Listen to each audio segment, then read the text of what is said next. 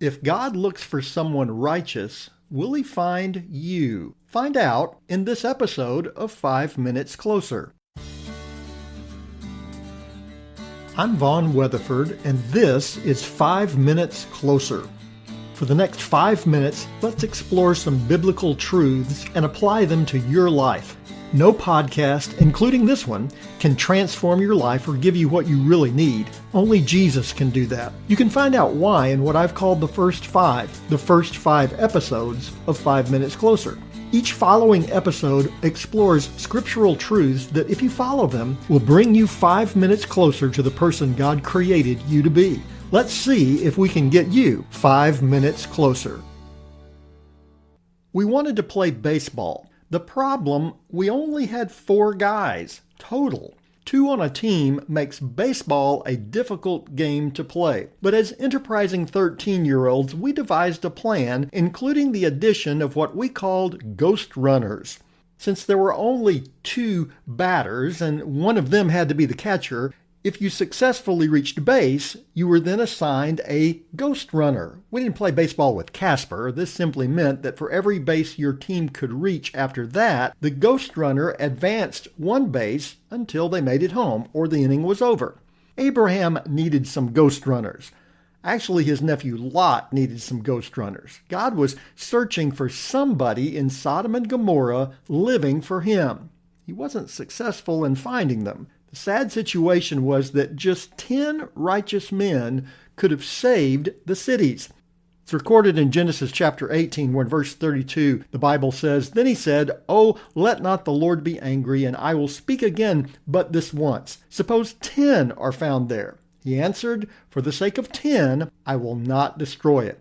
The cities of Sodom and Gomorrah, where Abraham's nephew Lot had gone to live, were subject to destruction. Their sin was so grievous before God that he could not allow them to continue. Abraham prays on behalf of his nephew, and God promises to spare the city if he can find 10 righteous people. Abraham's prayer illustrates his faith in God's mercy. God's answer illustrates the depth to which the people of Sodom and Gomorrah had fallen. 10 righteous men would have spared the cities. Just 10. Think about that for a minute. 10 people out of 2 cities who were seeking after God. 10 people out of 2 cities who had decided what this world offers just isn't enough. 10 people out of 2 cities who refused to give in to following the path of everybody else in town. 10 people could have stopped the greatest destruction in Genesis outside of the flood. But they weren't to be found. You know the story. Genesis chapter 19 recounts the event as 2 of God's angels enter the city to face the sordid requests of the men there in the city. So consumed by their lust, they couldn't see, first spiritually and finally literally, as the angels blinded them. God spares Lot and his family, but destroys Sodom and Gomorrah. 10 people living for God could have prevented it. If God were looking for 10 today, would he find you? The world still needs people like that. People to stand in the gap. People to live as examples of God's grace. People to point the world towards Jesus. What about you?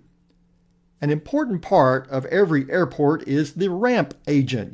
You've seen them when you've flown, the guys with the long flashlights who guide the planes to the appropriate gate and help pilots park the plane. These are essential people in airport operations. After all, it wouldn't be a good thing for an airplane to have a safe flight only to run into the terminal building. Our world needs ramp agents. Folks are flying through life, headed for disaster. They need someone to point them to Jesus. They need clear examples of what Jesus can do in your life, of the transforming power of his grace. God is still searching for those men and women who can spare their friends and neighbors from certain destruction. Those people are us.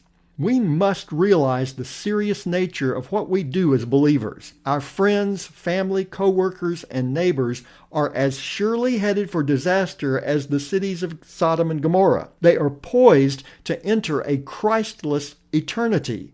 We are all that stands in the path. What signals will you give? Will you just wave them through? Or will you, through a clear testimony and a shining example, show them what Jesus has done in your life and what Jesus can do in their life too? Your prayers and your life can make the difference. And now, you're 5 minutes closer.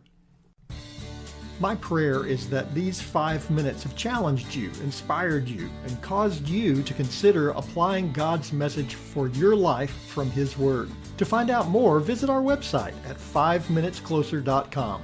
Join me next time to see if we can get you 5 minutes closer.